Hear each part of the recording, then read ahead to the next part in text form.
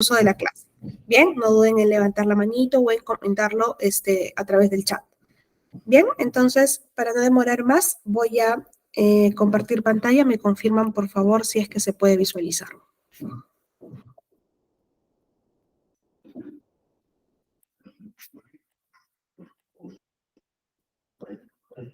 Bien, ¿se puede ver mi pantalla? ¿Me confirman, por favor?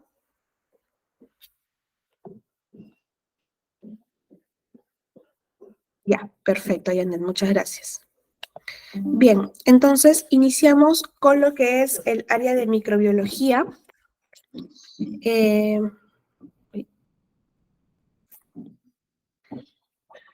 El área de la microbiología es la ciencia que estudia los seres vivos que no se pueden ver a simple vista, ¿no? El vocablo viene el término viene de los vocablos micro, que es pequeño, bios, que es vida, y logos, que es un estudio o una ciencia que estudia algo, ¿no? Esta definición implica que el objetivo o el objeto de estudio de esta ciencia está determinado por la metodología, básicamente, ¿no? A través del uso del microscopio y técnicas de cultivo puro lo que es netamente laboratorio, ¿no? Entonces, tenemos que la microbiología es la ciencia encargada del estudio y el análisis de los microorganismos, que son seres vivos diminutos no visibles para el ojo humano, ¿no? Estos organismos pueden ser eucariotas, que son células que poseen una envoltura nuclear. Vamos a ver ahora cuáles son las características de este tipo de células, de este tipo de microorganismos, bajo qué criterios y qué contexto podemos visualizarlos, ¿no? Dentro de los grupos de los eucariotas están los microorganismos como los hongos y los protistas, y dentro de los microorganismos procariotas, que son células sin envoltura nuclear, están las bacterias, ¿no? Sin embargo, la microbiología tradicional se ha ocupado especialmente de los microorganismos patógenos, ¿no? Lo que abarca lo que son las bacterias, los virus y los hongos, dejando a otros microorganismos en manos de otras ciencias, ¿no? Que evalúa, por ejemplo, la parasitología y otras categorías de lo que es la biología en general, ¿no? Hay varias aplicaciones para esta ciencia, ¿no? Abarca no solamente la parte médica, sino también hay muchas aplicaciones de la microbiología. En lo que corresponde a la parte médica, la microbiología clínica o médica, es el estudio de microorganismos que causan enfermedades en el ser humano, ¿no? Vamos a ver su transmisión, patogénesis y su tratamiento, ¿no? Está muy relacionada con la medicina, la epidemiología, la farmacología y, por ende, la salud pública, ¿no? Entonces, eso es lo que nos vamos a centrar hoy en nuestra clase.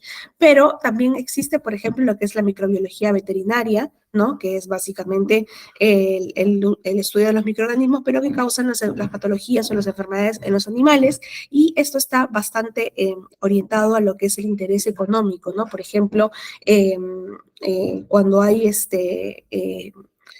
criaderos de reses, aves de corral, cerdos, ovejas, cabras, ¿no? Entonces, cuando hay un interés económico, entonces se aplica la microbiología veterinaria. Lo que es la microbiología farmacéutica estudia los microorganismos que están asociados con la fabricación de productos, valga la redundancia, farmacéuticos, ¿no? Y por último, la microbiología industrial, que estudia la explotación de microorganismos para el uso de procesos industriales. Aquí, por ejemplo, vemos lo que abarca la fermentación industrial, que es, por ejemplo, la obtención de bebidas alcohólicas, ¿no? O producción de alimentos como el yogur, el queso, todo en base a la fermentación, ¿no? Hay muchas aplicaciones más de la microbiología, pero estas las consideré al ser las más conocidas, ¿no?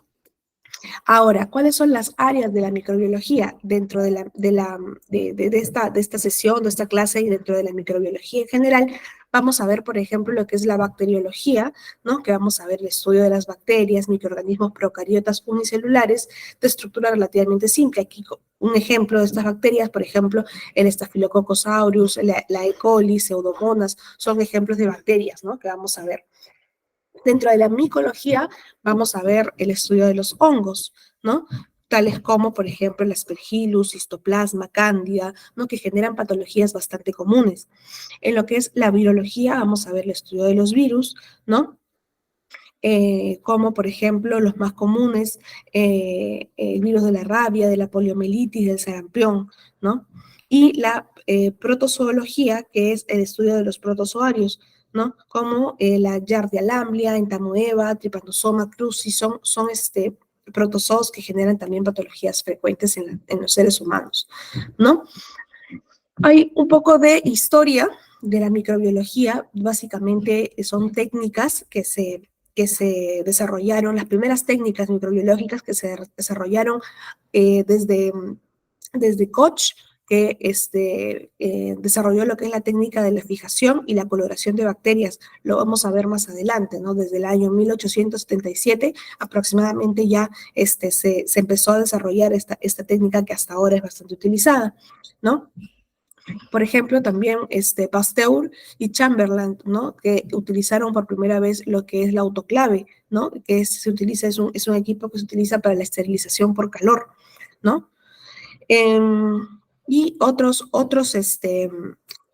inventos, ¿no? Como por ejemplo las placas Petri, la tinción por Gram, lo vamos a ver más adelante. También la utilización por primera vez del agar-agar, ¿no? Como un agente solidificante para lo que son los medios de cultivo, ¿no? Eso es importante y lo vamos a ver más adelante.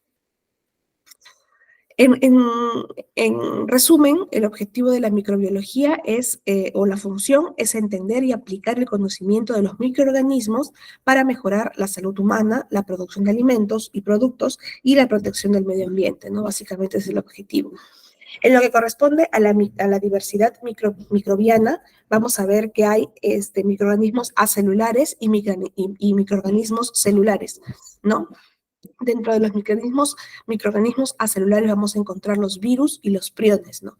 Y dentro de nuestro grupo de estudio, que es el tipo de microorganismos celulares, vamos a encontrar los procariotas y los eucariotas. Dentro de los procariotas encontramos microorganismos como las bacterias y las arqueas, ¿no? Y los eucariotas encontramos los hongos y los parásitos. Y los parásitos pueden ser de dos tipos, los protozoarios y los metazoarios, ¿no? Ahora, dentro del tipo celular hay el grupo procariota y eucariota, ¿no? O procarionte, donde están igualmente las bacterias y las arqueas, y dentro de los eucariontes, los protistas, hongos, también pertenece al grupo de plantas y animales, ¿no? Ahora, de acuerdo a cada grupo celular, hay ciertas características, como por ejemplo la presencia de ADN. Las células eucariotas tienen ADN, mientras que las procariotas no, ¿no? La división de estas células se produce a través de un proceso que se llama mitosis, ¿no? Las células eucariotas lo hacen a través de este proceso, mientras que las células procariotas no, ¿no? Por ejemplo, características como el número de cromosomas, ¿no? Procariotas solo tienen un cromosoma que rige toda la célula, mientras que las eucariotas pueden tener más de uno, ¿no? Y otras características como organelos u organáculos, ¿no? Orgánulos, perdón. Que son estructuras dentro de la célula, ¿no? El tamaño y la pared celular. Hay ciertas, este cuadro resumen de lo que es la comparación de los microorganismos que son médicamente relevantes, ¿no? Igualmente, de acuerdo a sus características, ¿no? A sus características celulares, básicamente, ¿no? Por ejemplo, las bacterias tienen, los más grandes en tamaño serían los parásitos, lo que serían los protozoos y los helmintos, no cuando ya están en una etapa de trofozoitos, que vamos a ver que hay dos etapas de estos microorganismos, cuando están en un estado de quiste y cuando desarrollan la patología como trofozoito, ¿no? Aquí en esta etapa es que están de mayor tamaño, por ejemplo, le siguen lo que son los hongos, ¿no?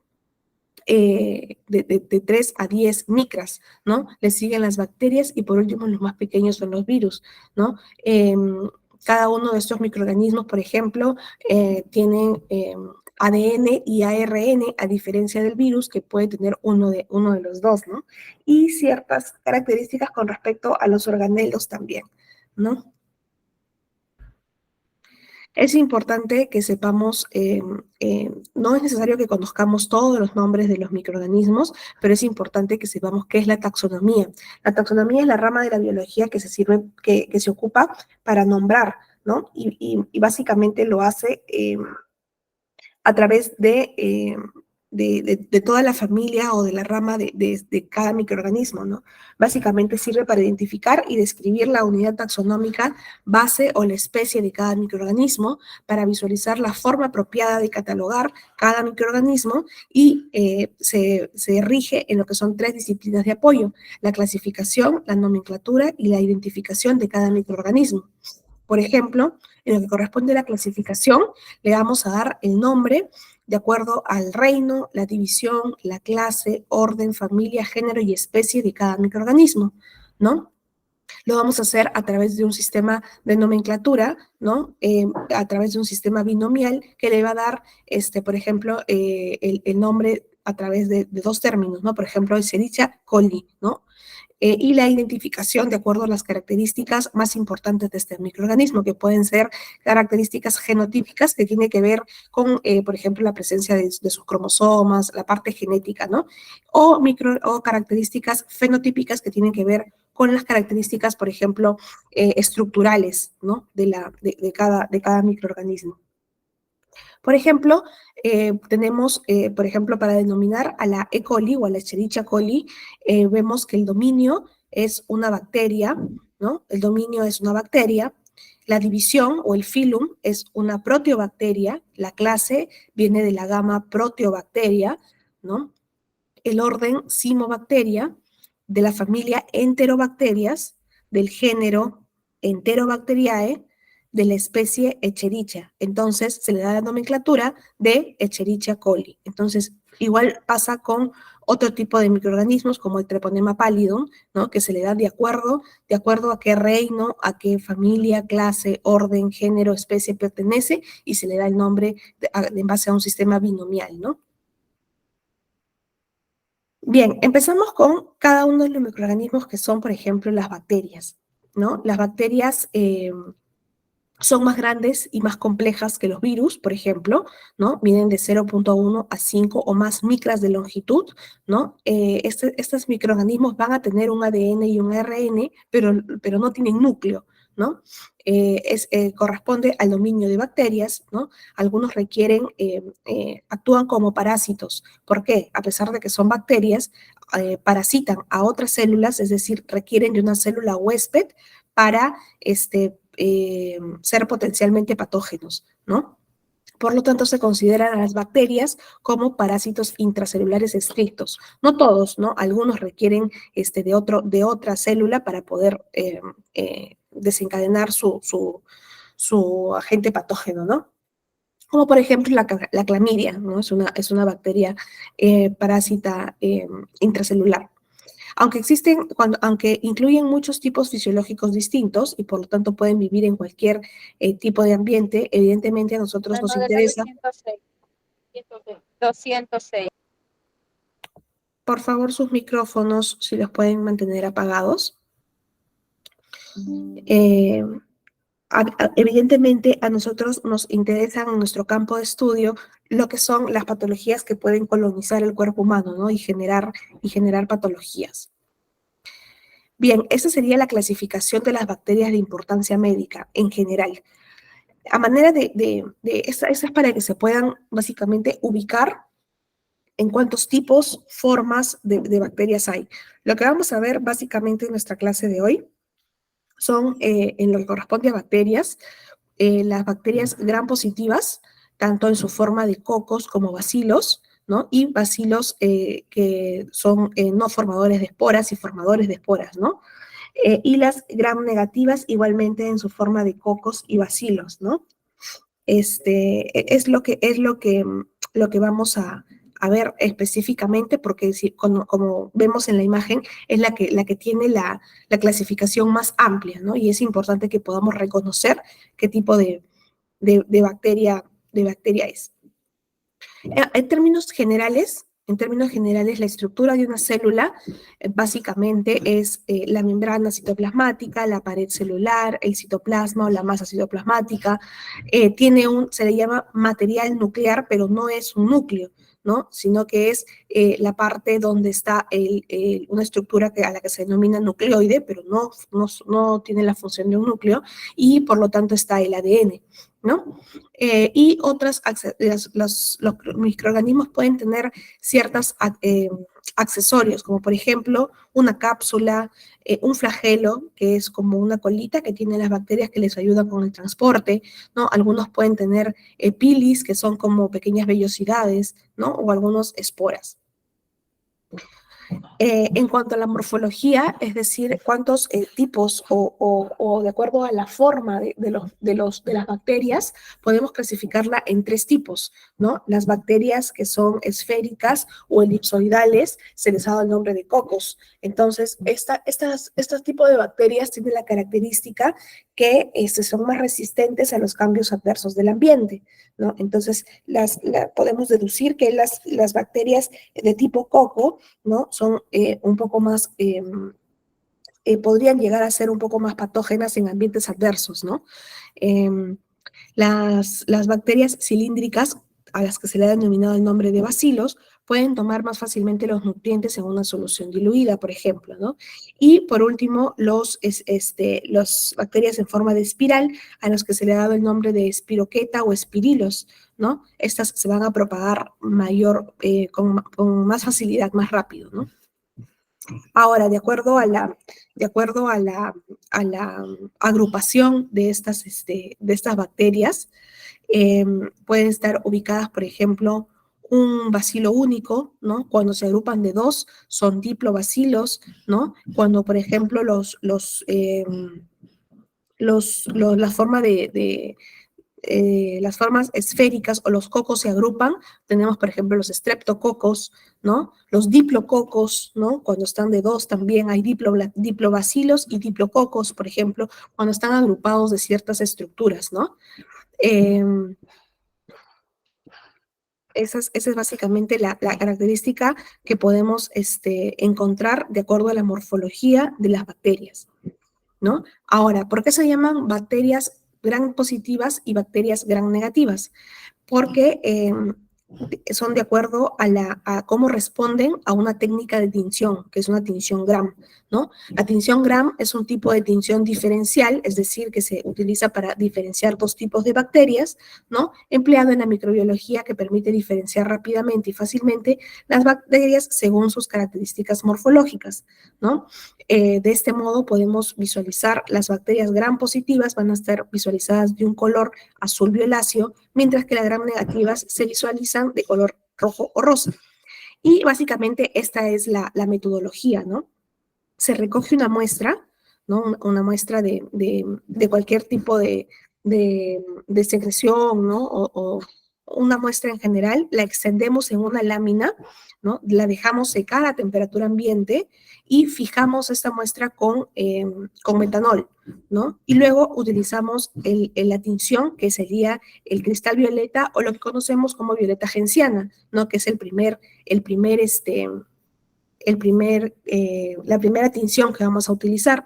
La dejamos aproximadamente 60 segundos, un minuto, para que esta tinción se fije en la lámina, ¿no? La enjuagamos con agua y luego agregamos una segunda tinción, que sería el Lugol o lo que conocemos como yodo, ¿no? Igualmente, esperamos un minuto, enjuagamos también, agregamos lo que es alcohol o acetona, esperamos unos segundos, volvemos a enjuagar y le agregamos la última tinción, que sería la safranina o también denominado fucsina, ¿no? Y esperamos unos minutos y luego enjuagamos nuevamente. Es este proceso de tinciones el que va a dar básicamente una visualización de estas características, ¿no? Ahora, ¿por qué? ¿Por qué se pintan las bacterias con esta tinción? Las gram positivas se pinta, lo que se pinta en realidad es el peptidoglicano, ¿no? Que es una estructura que está en la pared, ¿no? Que está en la pared celular. Entonces, constituye aproximadamente el 50% del material de la pared. Vemos que la pared en los gram positivos va a ser grande, es la parte azul, ¿no? A diferencia de las bacterias gram negativas, ¿no? Que tienen una membrana externa, ¿no? Vemos aquí que hay una capa, ¿no? De esta estructura amarilla con negro, ¿no? Tiene una segunda capa, una segunda membrana y el peptidoglicano, que es lo que está en la pared celular, va a ser solamente entre el 5 al 10% de esta pared.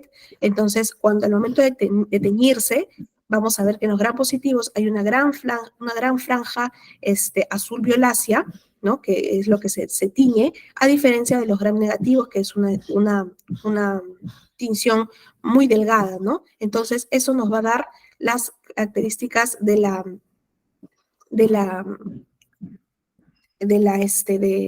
visualización, ¿no? Y lo vamos a encontrar aquí abajo. Los gram positivos se va a ver azul, una coloración violácea, a diferencia de los gram negativos, que va a ser una coloración rojo, entre rosa y rojo, ¿no? Entonces, básicamente esa es la característica. Ahora,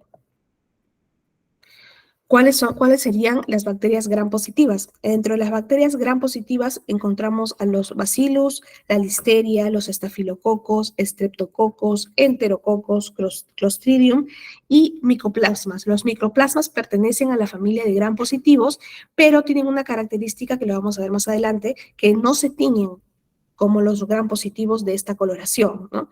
Se tiñen como gram negativos, es decir, adoptan una coloración, no se adhieren a la tinción, al pigmento, ¿no?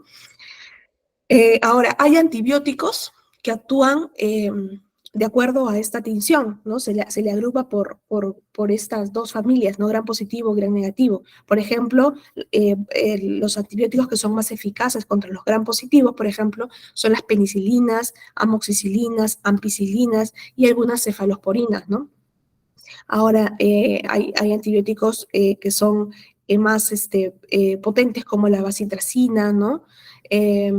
Enrofloxacina, sulfamidas, tetraciclinas, ¿no? Que son cuando estas bacterias generan patologías, los antibióticos más eficaces contra este tipo de bacterias son estos antibióticos, ¿no? Ahora, dentro de las bacterias gram negativas encontramos, por ejemplo, el Haemophilus, Klebsiella, Legionella, Pseudomonas, L. coli, ¿no? La Escherichia coli, Proteus, Enterobacter, Salmonella, ¿no? Son ejemplos de bacterias gram negativas, y los antibióticos que son eficaces contra ellas son, por ejemplo, la neomicina, gentamicina, streptomicina, ¿no? Enrofloxacina, sulfamidas, tetraciclinas, ¿no? Entonces, en algún momento de repente hemos escuchado ese tipo de antibióticos que son específicos para cada estas bacterias, ¿no? Ahora, ¿por qué las micobacterias, a pesar de que son bacterias gram positivas, no se tiñen con este pigmento? ¿No? No se tiñen con la tinción, ¿no? Y se observan como si fueran gram negativas, por ejemplo, y esto es importante porque, por ejemplo, las micobacterias, dentro de las micobacterias está el Mycobacterium tuberculosis, que genera la patología de tuberculosis, la tuberculosis, ¿no? Entonces, de repente, alguien que no conoce estas características quiere visualizar a las micobacterias realizando esta tinción, y no va a ser posible, ¿no? Porque básicamente estas micobacterias tienen lípidos en la pared celular, que es un, un tipo de aislante, ¿no? Que son los lípidos en la pared celular, de tal manera que el colorante no puede penetrar la pared, ¿no? Entonces no hay una tinción. Lo que podemos hacer es utilizar de manera alternativa una tinción específica para los ácido alcohol resistentes, ¿no? Entonces, igualmente, hay varios microorganismos, como el Treponema pallidum también, ¿no? Que tienen ciertas características que no permiten su tinción, y hay ciertas alternativas para poder visualizarlas, ¿no?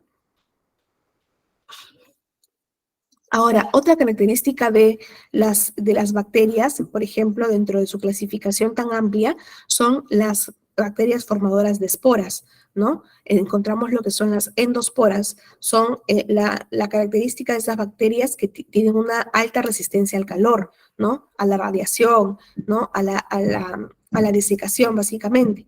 Las principales bacterias formadoras de esporas son los bacilos y los clostridium, ¿no? Tienen una alta supervivencia en ambientes desfavorables, ¿no? El ADN de estas bacterias está protegido por ciertas estructuras, por ciertas sustancias, ¿no?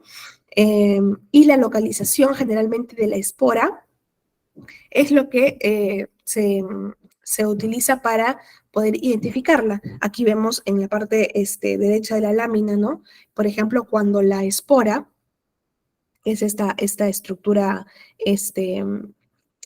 como un círculo, ¿no? Está en la ubicación central de la bacteria. Vemos que tiene una estructura en la parte, una estructura blanca en la parte central de cada bacteria, decimos que son los bacillus. Cuando la espora está en la parte subterminal, o sea, casi llegando al extremo de la bacteria, decimos que son Clostridium, ¿no? Y cuando está en la parte terminal, ¿no? Hablamos de un tipo de Clostridium específico que es el Clostridium tetani, ¿no? Entonces, la ubicación básicamente, así como lo vemos en el microscopio, ¿no? Básicamente la ubicación de la espora nos dice qué tipo de microorganismo es el que estamos observando, ¿no? Ahora, ¿cuál es la característica importante de las esporas, ¿no? Y en qué implicación tienen en el área médica, ¿no? Las esporas tienen una alta resistencia al calor, ¿no? Generalmente, cuando nosotros tratamos de esterilizar materiales u objetos, generalmente cuando lo hacemos por ebullición, estos microorganismos mueren a 100 grados centígrados, ¿no? A diferencia de los microorganismos que son generadoras de esporas, ellos mueren a 121 grados centígrados, ¿no? ¿En qué implica en la parte médica? Para los aparatos médicos que deben ser calentados a esta temperatura, ¿no? Al menos 15 minutos para poder esterilizarlos, ¿no? Son altamente resistentes a compuestos químicos, ¿no? Como por ejemplo la mayoría de desinfectantes, ¿no? Entonces, en la implicancia médica, es importante que al momento de querer utilizar algún desinfectante que elimine esporas, es importante que encontremos soluciones que sean esporicidas, ¿no? Que maten las esporas. Pueden sobrevivir durante muchos años, sobre todo en el suelo, ¿no? Por ejemplo, en la implicancia médica, las heridas contaminadas con tierra pueden estar infectadas con esporas y causar enfermedades como el tétano, ¿no? Como lo que es el Clostridium tetani, ¿no? Que genera la enfermedad de tétano, y el Clostridium superfringes, que produce una gangrena, ¿no? Una gangrena de tipo gaseosa. Y así, ese tipo de bacterias tienen ciertas características que definitivamente tienen alguna implicancia en la parte médica, ¿no? Ahora, hay medios de cultivo. Es importante que hablemos de los medios de cultivo porque en la parte clínica, esta técnica nos sirve mucho para llegar al diagnóstico de ciertas patologías, ¿no? Un medio de cultivo es un conjunto de nutrientes, ¿no? Factores de crecimiento y otros componentes que crean las condiciones necesarias y las condiciones adecuadas para el desarrollo de estos microorganismos. Lo que queremos hacer en un medio de cultivo es, como su nombre lo dice, cultivar el microorganismo para diferentes actividades, ¿no? Lo que queremos hacer es de repente exponerlo a cierto antibiótico para ver si es que el antibiótico es eficaz contra ese microorganismo, ¿no?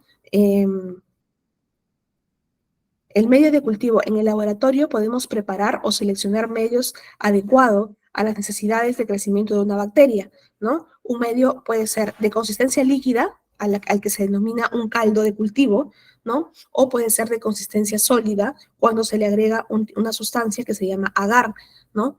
Este agar lo que hace es solidificar el caldo de cultivo, ¿no?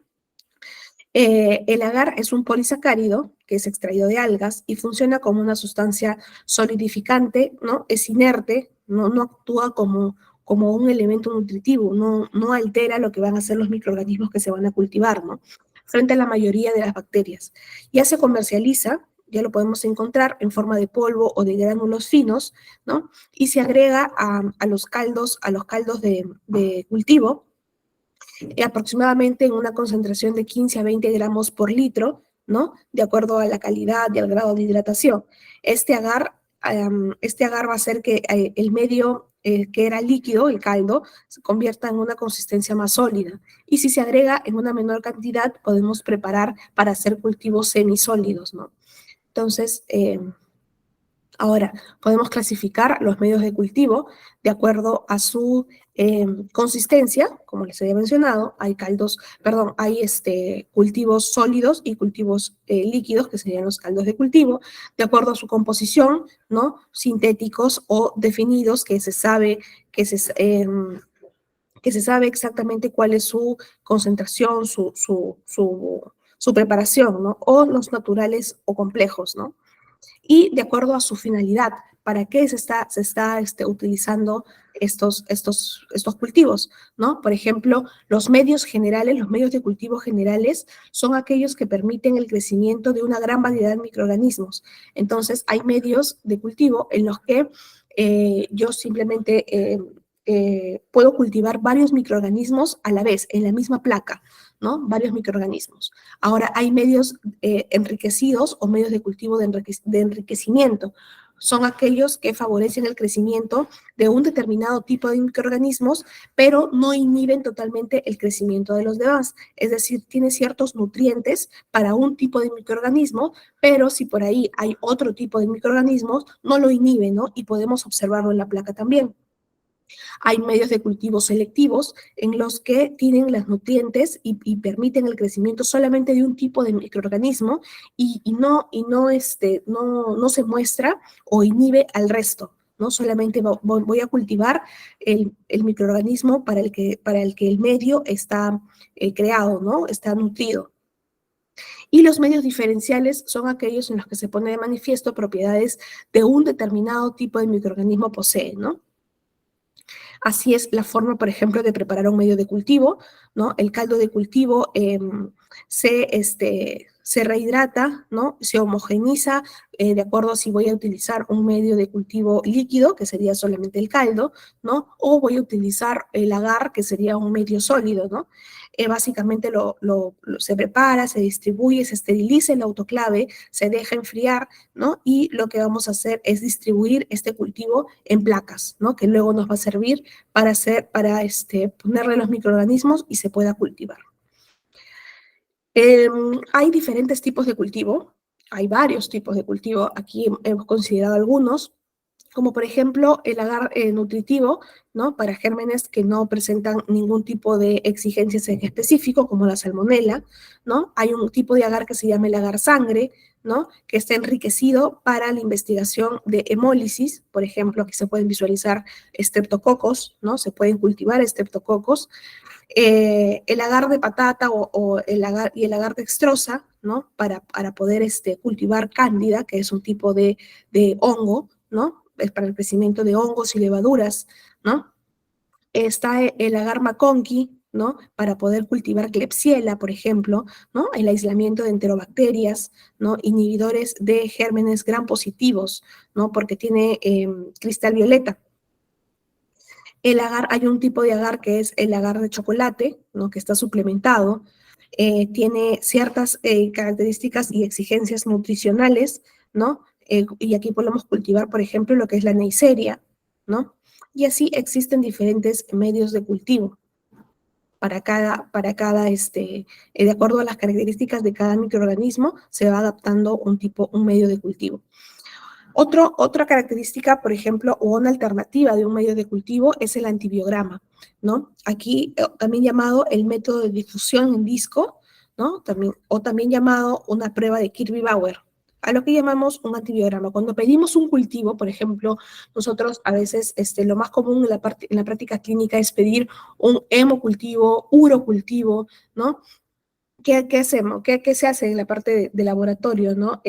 Cuando tenemos la muestra de orina, la cultivamos, vemos qué microorganismo es el que está eh, produciendo la patología, ¿no? Entonces, al momento de solicitar un cultivo, a veces el médico también puede solicitar un antibiograma. Entonces, lo que solicita es que no solamente quiere saber qué tipo de microorganismo es el que está presentando el cuadro clínico, sino qué antibiótico es más eficaz contra este microorganismo. Entonces, básicamente el antibiograma es una prueba de inhibición o de resistencia de los microorganismos cuando se los enfrenta con diferentes medicamentos, ¿no? Que están impregnados en pequeños discos, que son los que vemos aquí en la parte izquierda. Entonces, en el medio de cultivo, ¿no? Colocamos estos discos que están impregnados con diferentes tipos de antibiótico y lo que nos da el resultado sería el halo que se forma aquí alrededor. Entonces, lo vamos a ver. Por ejemplo, para ese tipo de antibiogramas se utiliza un medio de cultivo que es el Müller-Hinton, ¿no? ¿Qué característica tiene este cultivo? Que tiene una reproducibilidad aceptable, no tiene o tiene una baja concentración de inhibidores, ¿no? Y lo que favorece lo que es el crecimiento de patógenos satisfactorios, o sea, más rápido, ¿no? O sea, puedo cultivar mucho más rápido en este medio de cultivo, ¿no? Entonces, el resultado de este antibiograma, por ejemplo, es que se colocan los discos con antibiótico distribuidos en todo el disco, ¿no? Que ya está cultivado con un tipo de microorganismos y lo que vamos a leer como positivo es el halo de distribución, perdón, el halo de inhibición, ¿no? Mientras más grande sea el halo, este, circunferencia que está, entre comillas, limpia, ¿no? De microorganismo, podemos decir que el microorganismo que se ha cultivado es más sensible a este antibiótico, o sea que este antibiótico va a hacer más efecto contra este microorganismo, ¿no? Entonces, si no presenta halo, como estos de aquí, por ejemplo, podemos decir que este microorganismo es resistente al antibiótico que se ha utilizado, ¿no? Entonces, así es como se lee un antibiograma. Ahora, eso es con la parte de bacterias, ¿no? Aquí culminamos con la parte de bacterias. ¿Hasta aquí hay alguna pregunta? ¿Alguna duda? ¿Algún aporte? Es la parte más amplia, ¿no? Las bacterias es la que tiene la familia mucho más, más compleja de alguna manera. ¿Hay alguna pregunta, alguna duda que quieran expresar? Los leo, los escucho. ¿Algo que no haya quedado claro de repente?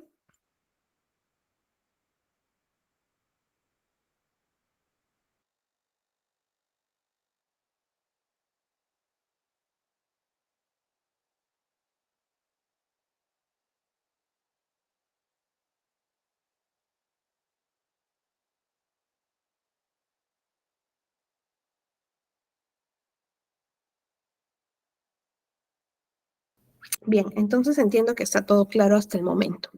Entonces, continuamos con lo que sería el diagnóstico y la identificación de lo que vendrían a ser los hongos y las levaduras.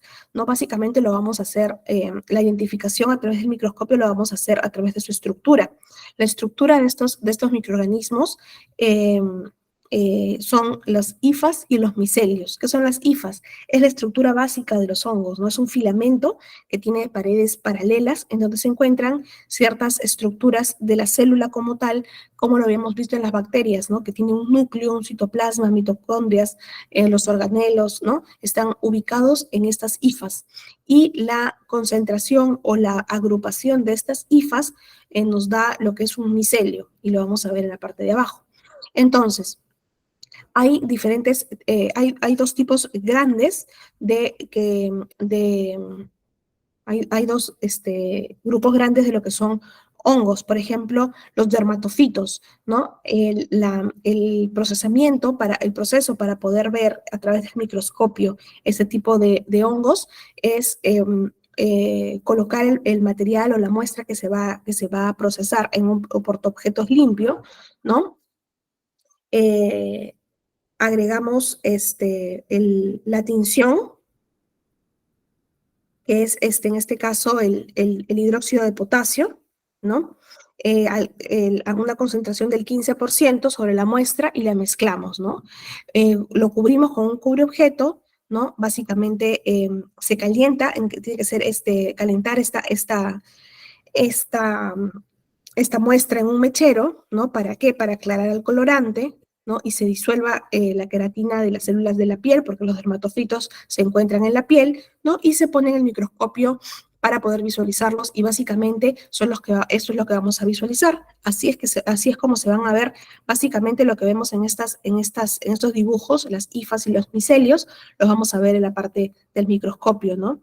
Los micelios o la agrupación de hifas, ¿no? Que son estos dermatofitos en la piel, ¿no? La piel tiene estructuras como escamas, ¿no? Entonces, eso es lo que se va a visualizar básicamente.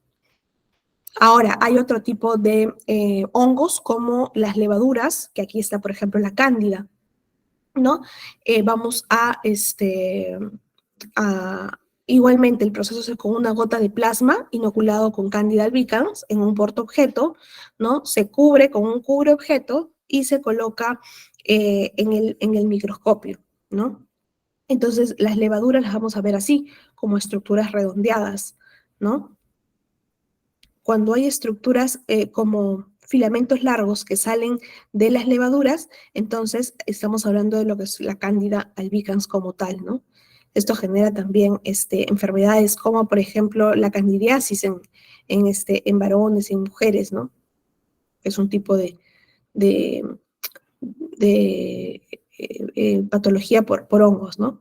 El diagnóstico y la identificación de parásitos. Aquí vamos a ver que hay tres familias, tres grupos de parásitos. Están los protozoos, como la Entamoeba coli, ¿no? La Entamoeba histolítica, los helmintos, como los ascaris y los oxiuros, y los céstodos, como la tenia, ¿no? La tenia solium, que en algún momento de repente hemos visto, hemos escuchado niños con teniasis, ¿no? O con oxiuros, que es lo más común, ¿no? Básicamente, lo que vamos el método para poder observar estos parásitos es a través de una tinción con yodo de Lugol, ¿no? Al 1%, igualmente se mezcla lo que es la muestra con esta tinción y se coloca al microscopio. Y lo que vamos a identificar en estos parásitos básicamente son los quistes o los huevos de los parásitos intestinales, ¿no? Por ejemplo, tenemos un tipo de parásito que son los más comunes de la parte intestinal, ¿no? Aquí tenemos, por ejemplo, el tipo ameba, que son, por ejemplo, la entamoeba histolítica, ¿no? Lo podemos identificar en su forma de quiste, que lo vemos aquí abajo, ¿no? Generalmente es como los huevos, ¿no? En forma de quiste, o el trofozoito, que es un estadio ya de la entamoeba histolítica, y generalmente las patologías,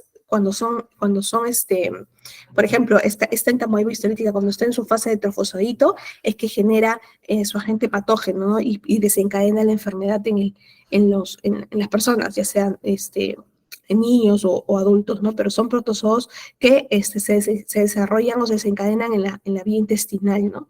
Ahora, cada estructura tiene ciertas características para poder identificarlas. Por eso he tratado de colocar las imágenes para poder eh, eh, asignarle cada característica, ¿no? Como el tamaño, ¿no? Cómo está distribuido el citoplasma, el núcleo, ¿no? Hay otros, estos son los protozoos intestinales. Hay otro tipo de microorganismos intestinales a los que se le denomina los flagelados. Aquí encontramos lo que es la Giardia lamblia, genera una enfermedad que se llama giardiasis, ¿no? Que básicamente son enfermedades, encontramos como una de las principales causas de diarrea en adultos, en niños, ¿no? Vemos en su forma de quiste, que es como un huevecillo de color amarillo, ¿no? Y la forma característica de este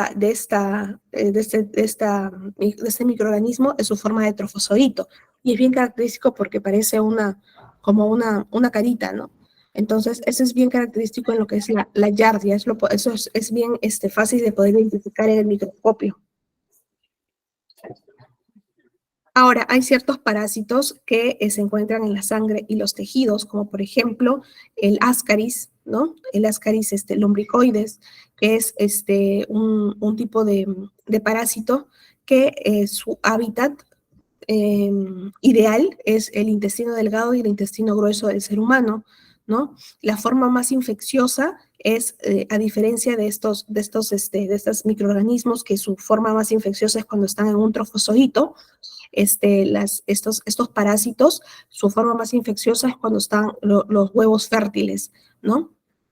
Y luego ya lo podemos encontrar como gusanos adultos dentro del hábitat intestinal, ¿no? Pero la forma más infecciosa es cuando están en su estadio de huevos, ¿no? Hay otro microorganismo que es la Trichuris trichura, que es también un parásito, que lo encontramos netamente en el intestino grueso. Igualmente, su forma más infecciosa es cuando están los huevos fértiles, ¿no? Y la característica de este microorganismo es la forma, ¿no? Característica del huevo. Dentro de los cestos intestinales encontramos lo que es la tenia, ¿no? O también llamada la solitaria, ¿no? Porque por su gran tamaño, generalmente, a diferencia de estos parásitos que pueden haber en gran cantidad, generalmente la tenia, por su gran tamaño, la encontramos sola, ¿no? Es un parásito que coloniza, es decir, se ubica solo, ¿no? En el intestino delgado. La forma más infecciosa es cuando está en larva, y generalmente lo adquirimos o se puede adquirir a través de consumir carne, ¿no? En forma de cisticercos, estas larvas cuando están en estadio de cisticercos, en músculos, ¿no? Cuando comemos carne de cerdo generalmente, o de ganado vacuno también, ¿no? Entonces es la forma la forma infecciosa. Este parásito eh, puede localizarse, su hábitat ideal es en el intestino delgado, pero cuando está en su forma de cisticercos, lo podemos encontrar, se puede alojar en el cerebro y en el hígado. Entonces genera una cisticercosis, ¿no? En el caso de que esté ubicada en el cerebro, es una neurocisticercosis, y cisticercosis en el hígado, ¿no? Entonces un, un parásito que puede infectar varios órganos al mismo tiempo, ¿no? Entonces, esto sería lo que abarca lo que es el área de microbiología, ¿no? Vamos a ver microorganismos que colonizan lo que es el cuerpo humano a través de diferentes mecanismos, y lo podemos identificar, ¿no? Diagnosticar, identificar también ciertos métodos de tinción, métodos de cultivo, ¿no? Para poder identificarlos. ¿Hay alguna pregunta con respecto al tema de hoy? Vamos a regresar. Gerardo nos dice todo claro.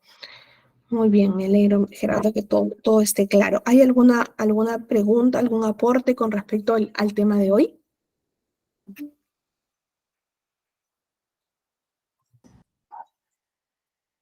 Profesora, la gran negativo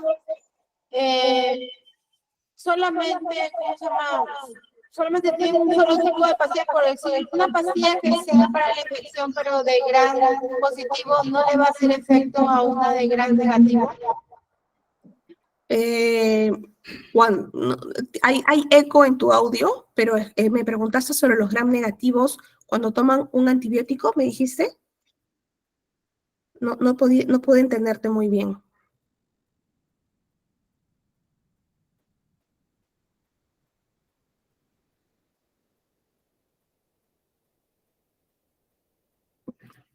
Si pudieras repetir tu pregunta, por favor. Entendí los gram negativos cuando se toma un antibiótico para gram positivos. No pude comprender. O sea, usted dijo que había bacterias de gram negativo y gram positivo, pero ¿qué pasa si yo tomo un antibiótico que sea solo para gram positivo y yo tengo una bacteria de gram negativo? ¿Me hará efecto? Hay antibióticos, como por ejemplo, vemos las sulfamidas, por ejemplo, es eficaz contra ambos grupos de bacterias, tanto gram positivos como gram negativos, pero siempre se inicia, o en la parte de medicina tratamos de iniciar siempre por los antibióticos más específicos, ¿no? En el caso, por ejemplo, de los gram positivos, iniciamos siempre con penicilinas, amoxicilinas. Si se dan cuenta, las indicaciones médicas siempre inician con amoxicilina, cefuroxima o algún tipo de cefalosporina, que son las primeras de primera línea, ¿no? De primera elección. Entonces, porque son específicas contra tipo de bacterias que en nuestra práctica clínica ya conocemos que generan esas patologías. Entonces, por ejemplo, para un dolor para una faringitis que es bacteriana, por ejemplo, ya sabemos qué tipo de bacterias puede estar asociada, ¿no? a esta patología y iniciamos con un antibiótico que en nuestra experiencia ya conocemos que son sensibles estos antibióticos. Pero, por ejemplo, hay cuadros en los que el agente causal puede ser cualquiera, entonces hay medicamentos como las sulfamidas, por ejemplo, o las tetraciclinas que pueden erradicar ambos grupos de bacterias, pero estos medicamentos eh, tienen un mecanismo muy agresivo contra el cuerpo, entonces tratamos de utilizarlo al final, ¿no? Cuando nuestra primera línea falla. Entonces, no sé si eso responde tu pregunta. Que hay medicamentos contra ambos grupos, sí, pero siempre en la práctica clínica iniciamos con los antibióticos que son específicos para cada grupo, ¿no? Tratamos de identificar cuál es el agente causal, cuál microorganismo es, y le damos antibióticos específicos contra esos microorganismos. Gracias, profesora. Listo, Carol, gracias a ti.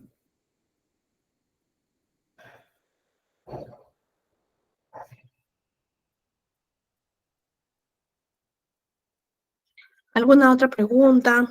¿Alguna duda? ¿Aporte?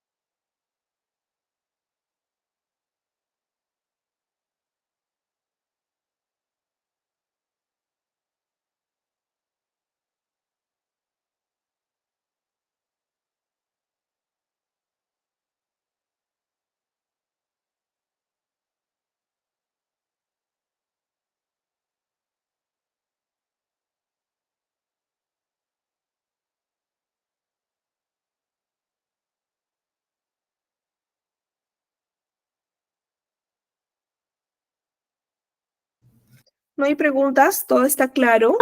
¿Alguien que quiera aportar algo de repente a la clase de hoy para dar por finalizado nuestra última sesión?